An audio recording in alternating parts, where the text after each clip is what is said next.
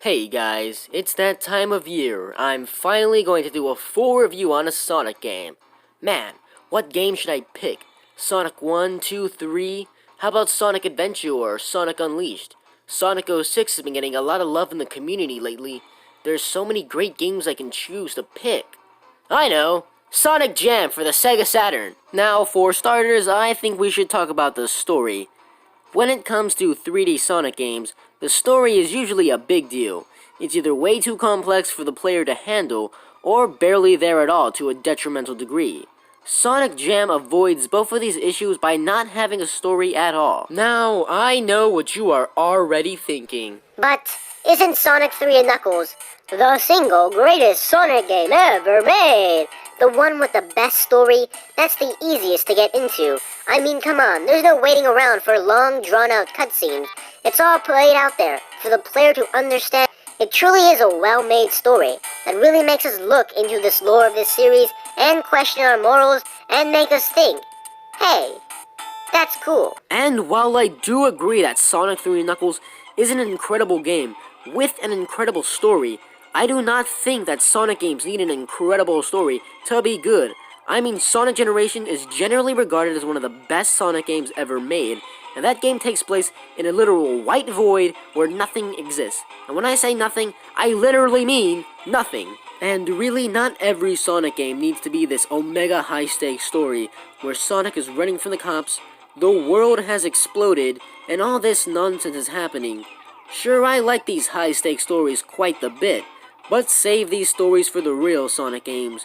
The ones that matter. The ones that need to prove something. Sometimes I just want to goof off with my Sonic stories, and that's all I need. And yeah, I love it when Sonic just kicks back, relax, and has himself some goofy fun. You know, as long as it's well written. Baldy!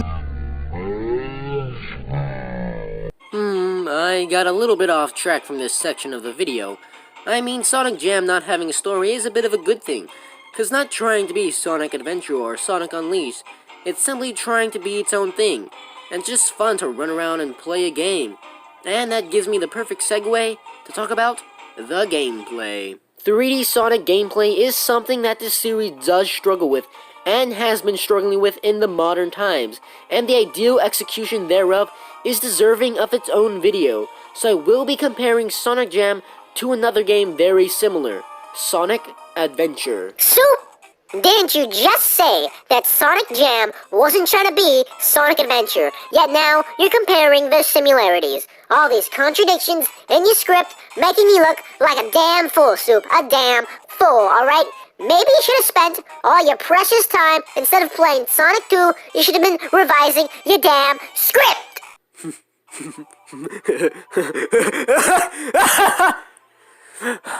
Okay.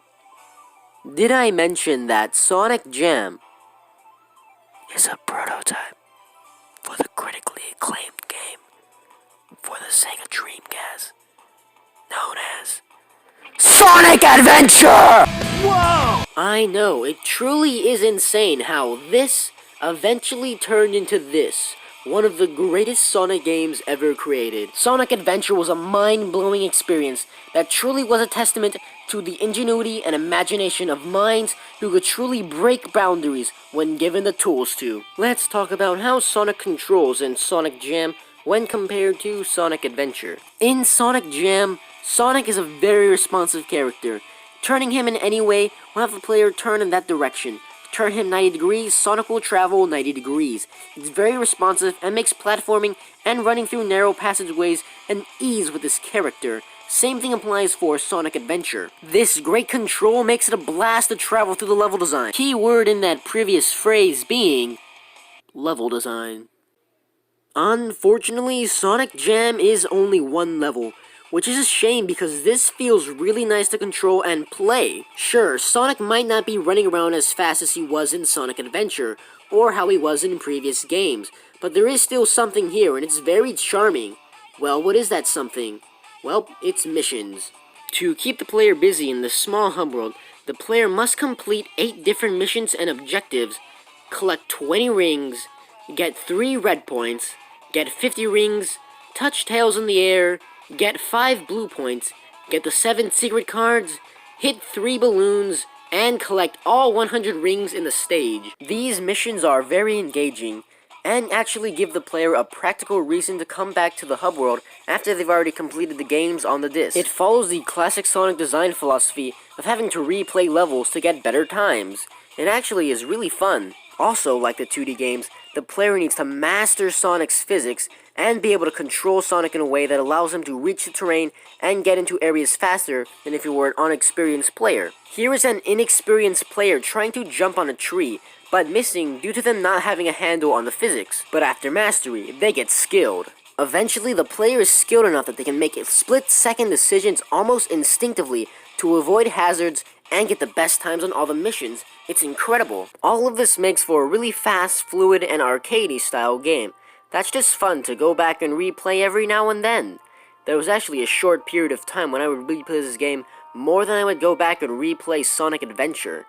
Now, I don't know if that means anything or says anything, but hey, I'm probably just crazy. But this game is just only one level. I mean, sure, the presentation is really good for the Sega Saturn, and the gameplay is incredible as I have just discussed. But I mean, none of that means anything, it's just one level. So what can the player get out of this? You see, earlier I did mention that there are a few other games on the disc, which is what the overall package is. Well, what are these games? Well, Sonic 1, 2, and 3. I mean, they are pretty much the overall package that a player would want. And the games weren't even being emulated either. They were recreated for the Saturn from scratch. It really shows you the lengths Sonic Team was willing to go to preserve their legacy, adding a spin dash to Sonic 1, time attack, and easy, normal, and difficulty modes to the original games. It really showed you all the care and effort that went into making this collection something unique and standing out from others, like Super Mario All-Stars. It was incredible. All of this makes a really charming game package, and well, that's just how I would describe Sonic Jam. It's just charming and cute.